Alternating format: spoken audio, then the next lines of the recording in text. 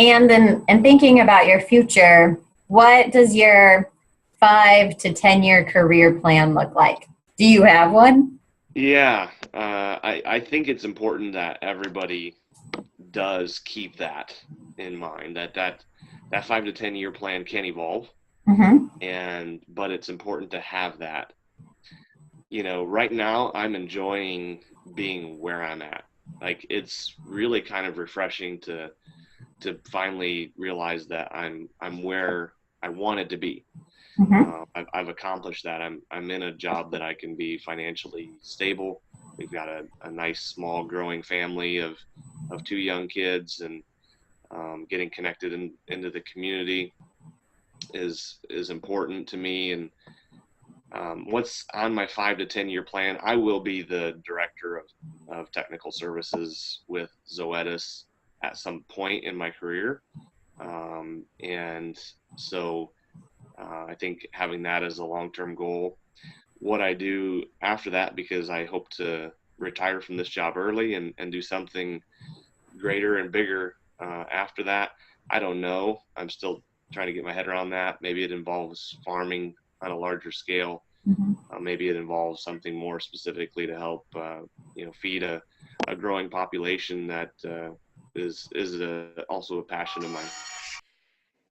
I'm not one that necessarily has a strong desire to climb the corporate ladder. Mm-hmm. I just take it as it comes, and so I don't get so caught up on things. I have goals, but again, I don't probably want to be running ConAgra someday, because I do have a family, and so you have to kind of take these things into consideration in that life work balance. Mm-hmm. I'm happy where I am today. I would like to go up a couple levels, possibly get back closer to home.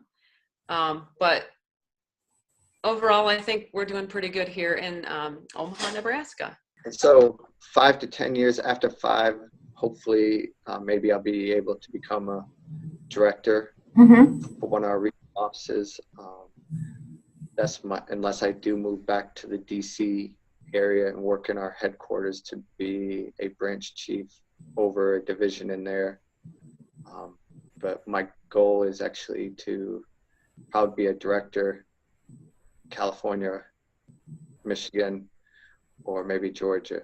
Mm-hmm. Looking back at your career, would there be anything you would do differently if you could go back and do something differently? Yeah, so I don't know that I would do it differently, but knowing now that I'm in a position where I'm hiring lots of new grads right out of school and seeing the resumes and things that come in now versus 10 years ago, Mm-hmm. definitely need another real internship and a sales internship, I think, to even be considered for the role that I was hired into. Yeah. And so I wish I would have done that instead of, I showed cattle one summer instead of doing an internship, which was a lot of fun, but probably not the smartest thing from a career standpoint. And so I think that would be the big thing, is I would add at least another internship onto my college experience. Mm-hmm. The one choice or decision I would make now, if I knew I was going to be working in the field I'm in now, would have been to take some crop science courses, Mm-hmm. because that would have given me some more exposure to ag instead of just being limited to animal science.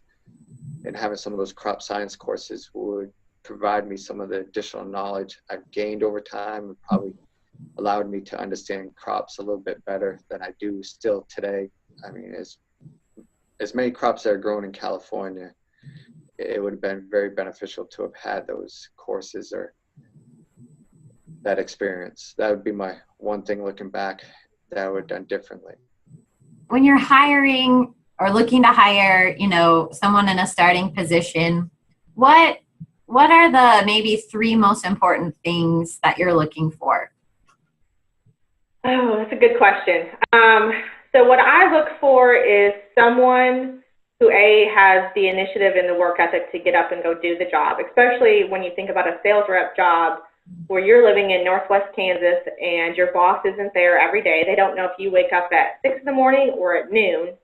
Is someone who's a self-starter and can kind of show that from some of the experiences that they have. I think the other one is really having someone with a strong learning agility, we're in a fast-paced business that constantly changes. New products, new innovation, new things from a consumer perspective where we're constantly having to adapt what we're doing. So someone who can constantly learn on the fly and enjoys learning, because it will not be the same this year as it was next year, as it will be 10 years from now. Yeah. And then the third one for me is someone from a teamwork. The way that we're incentivized within our organization is we win or lose as a team. And so someone who is willing to reach out, help their teammates, help their customers, and communicate would be the three key areas that I'm looking at today.